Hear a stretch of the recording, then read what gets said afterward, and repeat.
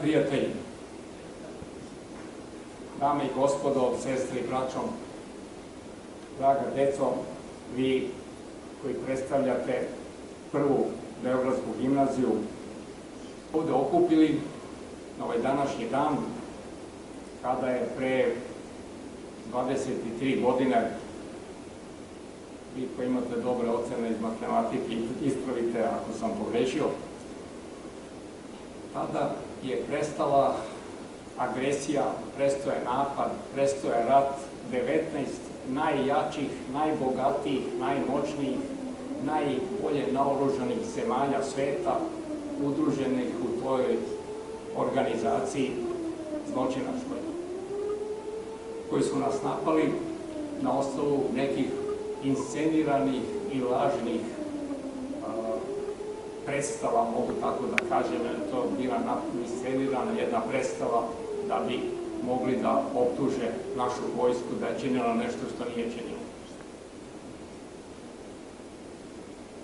I niz događaja kasnije je bio isto jedan, kako da kažem, bedan scenario zadržavanja izveštaja komisije koja je tamo bila.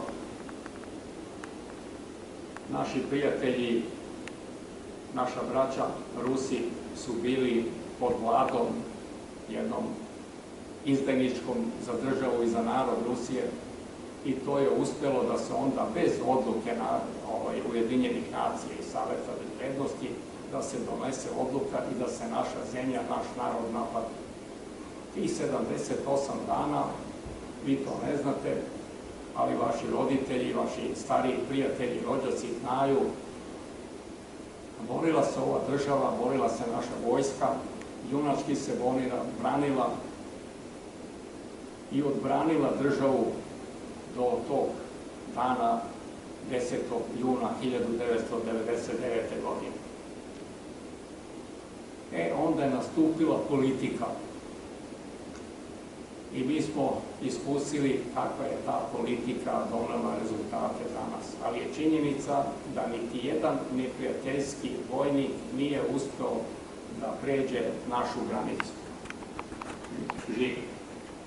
Jesu, prešli su neki, oni su na jedan teatralan način vraćeni kad je jedan pastor američki došao da moli da ih pustimo, pustili smo ih, oni su plakali, ti hrabri vojnici, najveće sile sveta, njihovo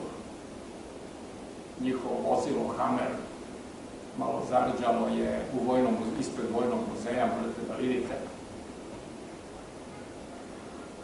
Prvih dana tog rata, kad su oni, naravno, nadmoćno harali našim nebom, prosipali bombe, slali one tomahawke koji su ulazili kroz prozor zgrada, tako su bili precizni.